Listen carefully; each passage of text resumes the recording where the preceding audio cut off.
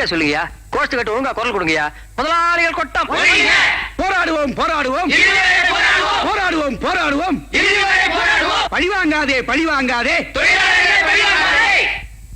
என்ன விஷயம்? Mister Raghuram, manager உங்ககிட்ட பேசணுமா? உள்ள வர சொல்றாரு. நான் வேணா போயிட்டு வரேன். யார் நீயா? வேண்டாம். அவங்க வெத்தலை வாக்கு பன்னீர் போலாம் தருவாங்க. அதை திருட்டு மயக்கத்துல தான் கையெழுத்து போட்டுருவேன். ரகுராம் நீயே போயிட்டு வா.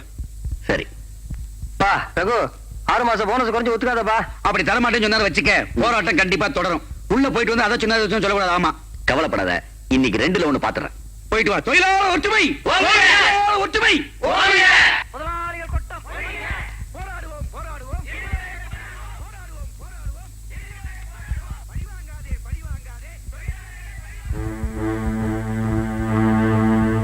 கார்த்திக், நீ எங்கடா இங்க வந்த? நான் தான் வர சொன்னேன். இந்த பார் ரகு, ஒர்க்கர்ஸ்க்கு 6 மாசம் போனஸ் கொடுக்கிற அளவுக்கு கம்பெனியோட நிதி நிலைமை இப்ப சரியா இல்ல.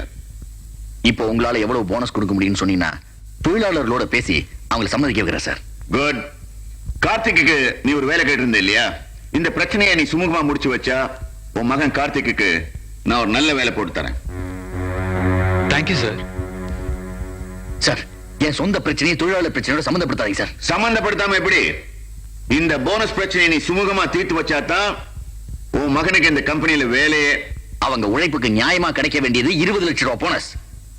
ஏன் சுயநலத்துக்காக நான் அவங்க வயித்துல அடிக்க தயாரா இல்ல. அப்போ என்னோட அவங்க உங்களுக்கு முக்கியமா போயிட்டாங்க இல்ல? டேய், பெத்த பிள்ளைக்காக நேர்மையை தூக்கி போட்டுட்டு நம்பிக்கை துரோகம் செய்யணும்னா அது என்னால முடியாதுடா. இன்னைக்கு உலகத்துல நேர்மையை பத்தி பேசுற ஒரே ஆள் நீங்க தான். என் ஃப்ரெண்ட் மனோகரோட அப்பா டிஎஸ்எம்எஸ்ல யூனியன் லீடரா இருக்காரு. அந்த பதவியை வச்சா 30 லட்சம் ரூபாய்க்கு வீடு கட்டிட்டாரு. பொண்ணுக்கு 2 லட்சம் ரூபாய் செலவு பண்ணி ஜாம்னு கல்யாணம் பண்ணிருக்காரு. உங்களுக்கு பழைக்க தரலனாலும் என்னையாவது பழைக்க விடுங்கப்பா. ஆமாப்பா, அண்ணனுக்கு இந்த வேலை கிடைச்சதுன்னா நமக்கு ரொம்ப உதவியா இருக்குல்லப்பா. ஆமா ரகு, இவ்வளவு நாளா நீ நேர்மையா உழைச்சி என்ன பலனை கண்ட? ஊரெல்லாம் கடை, உடைஞ்சு போன ஒரு ஸ்கூட்டர், தேஞ்சு போன செருப்பு. இன்னும் எத்தனை நாளைக்கு உன்னால இந்த குடும்ப பார்த்த சுமக்க முடியும்? சுமதிக்கு கல்யாணம் பண்ணா 10,000 20,000 கடன் வாங்கணும். அவனுக்கு மேல கட்டிச்சு வச்சுக்கோ, உன் சுமையில பாதி குறையில. என்ன யாரும் சரியாவே புரிஞ்சுக்க மாட்டேங்கிறீங்களே. அவங்க எதுக்காக உங்களை புரிஞ்சுக்கணும்? நீங்க அவங்க சுயநலத்தை புரிஞ்சுக்கிட்டு குறுக்க வழியில வாழ கத்துக்குங்க.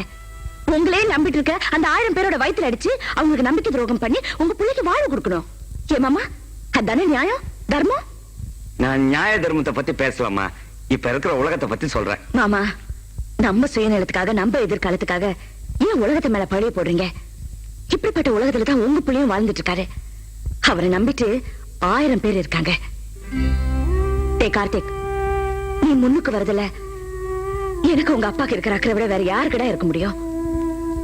இத பாரு, வேலை செய்யறவங்களுக்கு கொடுக்க வேண்டிய 20 லட்சம் ரூபாய் போனஸ் பண்ணதுக்காக உன் அப்பா கிட்ட பேரம் பேசிட்டு இருக்க அந்த நிறுவனத்தை பத்தி நீ புரிஞ்சுக்க வேண்டாம்.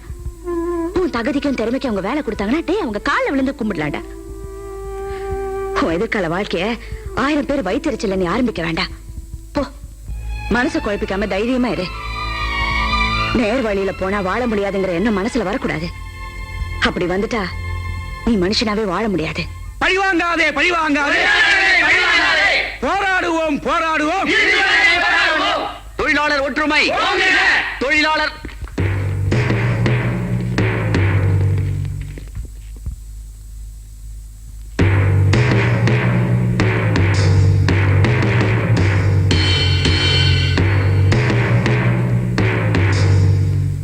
நாங்க உள்ள போகணும், கொஞ்சம் வழி விடுங்க. நம்ம போராட்டத்தை முறியடிக்க டெம்பரரி ஆள் சேர்த்திருக்காங்க பாத்தியா?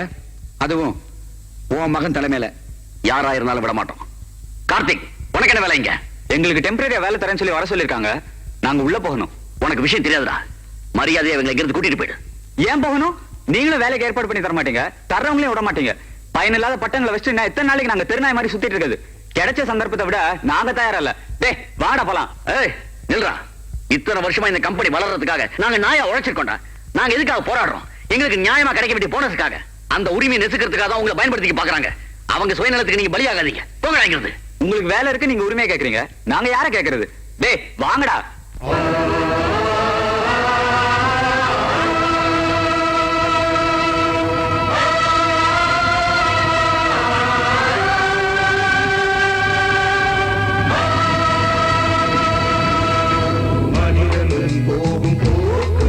இந்த உலகம் தாங்குமா? உலகம் போகும் போகும் அந்த தெய்வம்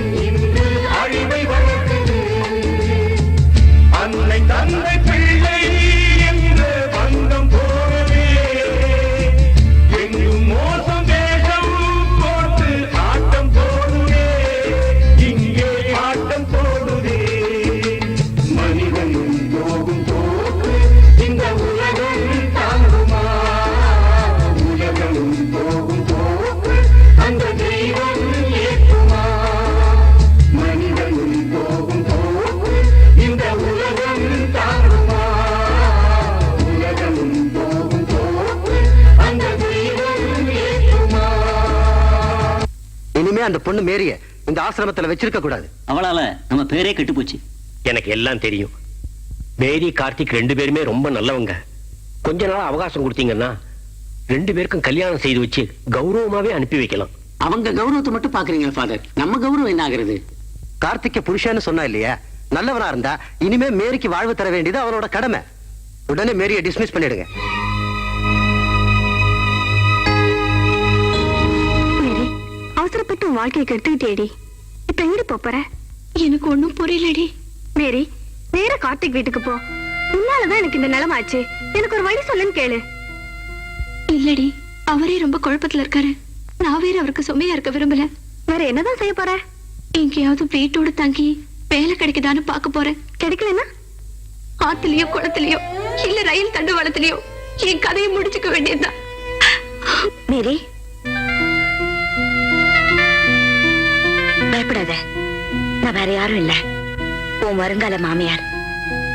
என் புள்ளைய உன் புருஷன்னு சொன்ன பாவத்துக்காக நீ ஒண்ணும் உயிரை விட வேண்டாம். நீ யாரு என்னன்னு தெரிஞ்சுக்கத்தான் நான் இந்த ஆசிரமத்துக்கு வந்தேன். தெரிஞ்சுக்கிட்டேன். என் கூட வா. ஐயா, உங்களை கையெடுத்து கும்பிடுறேன்.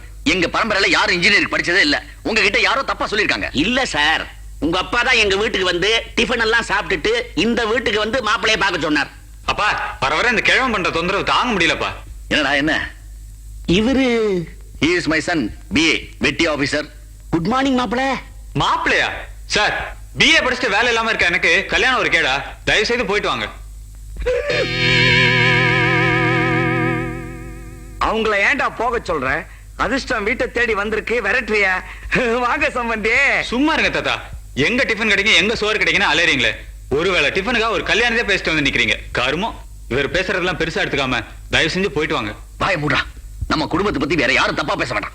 நீங்க 2 பேரே போதும். நீ ஒரு பக்கம், அவர் ஒரு பக்கம். ஐயா, இது செய்து நீங்க கிளம்புறீங்களா? பதட்டப்படாம நான் சொல்றத கேளுங்க. நடந்தது நடந்து போச்சு, அதை விடுங்க. உங்க பையனை எனக்கு ரொம்ப பிடிச்சு போச்சு. நீங்க சரின்னா கல்யாணத்தை உடனே முடிச்சிடுவோம். நீங்க எந்த செலவும் பண்ண வேண்டாம், எல்லாத்தையும் நானே பாத்துக்கிறேன். அப்படியே உங்க பையனுக்கு ஒரு வேலையை வாங்கி கொடுத்துறேன். அட என்னங்க நீங்க ஒண்ணு சந்தர்ப்பத்தை பயன்படுத்திக்கிட்டு வரதட்சணை கொடுக்காம கல்யாணம் பண்ணலாம்னு பாக்குறீங்களே. முதல்ல எவ்வளவு வரதட்சணை கொடுப்பீங்க? எவ்வளவு நகை நட்டு போடுவீங்க? தனித்தனியா எங்களால எதுவும் செய்ய முடியாதுங்க. வேணா மொத்தமா 25,000 ரூபாய் வரதட்சணையா கொடுத்துறோம். ரகு, சரின்னு சொல்லு. 25,000 ரூபாய் வாங்கி சுமதி கல்யாணத்தை முடிச்சிடலாம். இந்த மாதிரி சான்ஸ் வரவே வராது. இந்த மூஞ்சிக்கு எவன்டா 25,000 ரூபாய் கொடுப்பான்? வாமா வா. 25,000 ரூபாய் வரதட்சணையோட அதிர்ஷ்டம் நம்ம வீட்டை தேடி வருது. இப்ப நீ சரின்னு சொன்னா இந்த கல்யாணம் ஜாம் ஜாம் நடக்கும். நம்ம கஷ்டமும் தீரும். மாமா, உங்க பேரனுக்கு ஏற்கனவே கல்யாணம் ஆயிடுச்சு. ஏங்க, உங்க பொண்ண என் மகனுக்கு 2ஆம் தரமா கொடுக்கறதுக்கு நீங்க தயாரா? தயார்னா என் மூத்த மருமக கிட்ட ஒரு வார்த்தை கேட்கணும். எந்திரடி போகலாம். சுத்த மானங்கட்ட குடும்பமா இருக்கு. ஏயா உன் மூஞ்சிக்கு முருகலான நெய் தோசை கேக்குதா? சீ, நீ எல்லாம் ஒரு மனுஷனா? போ.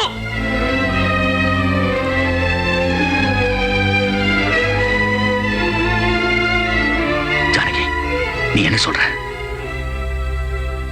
மேரி, உள்ள வாமா.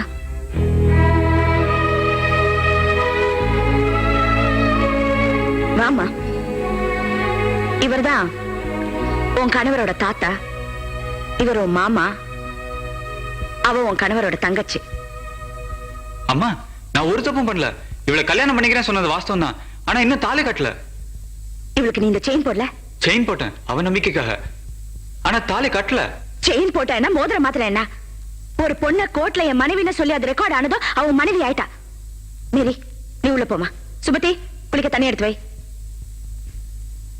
என்ன ஆளாளுக்கு ஏதோ பேசிட்டு எனக்கு ஒரே குழப்பமா இருக்கு. உங்களுக்கு எல்லா விவரமும் அப்புறம் சொல்றேன். ஜானகி, மத்த விவரங்களை நீ எப்ப வேண்டாலும் பேசு. உன் பையன் செஞ்சது தப்பு நீ நினைச்சா அவனை வீட்டை விட்டு துரத்து, இல்ல கைய கால ஓட. அதுக்காக ஒரு கிறிஸ்தவ பொண்ண மருமகளா இந்த வீட்டுக்கு கொண்டு வந்துடாத. என் பரம்பரை கௌரவமே போயிடு சொல்லிட்டேன். கௌரவம் மட்டும் போயிடாது மாமா. இந்நேரம் இந்த பொண்ணு செத்திருந்தா அந்த சாபத்துல இந்த பரம்பரையை புல்லு புண்ணு இல்லாம அழிஞ்சு போயிருக்கும். இவனால நடுத்தரவுக்கு வந்து இந்த பொண்ணு போறதுக்கு இடம் இல்லாம தற்கொலை பண்ணிக்கிற அளவுக்கு போயிட்டா. எனக்கு என்னால உங்க குடும்பத்துல எந்த பிரச்சனையும் வர வேண்டாம். என் தலையில எப்படி எழுதிருக்கோ அப்படியே நடக்கட்டும். நான் போறேன். மேரி, நான் சொல்றேன், நீ உள்ள போ. போம்மா. எனக்கு கொஞ்சம் வாங்க.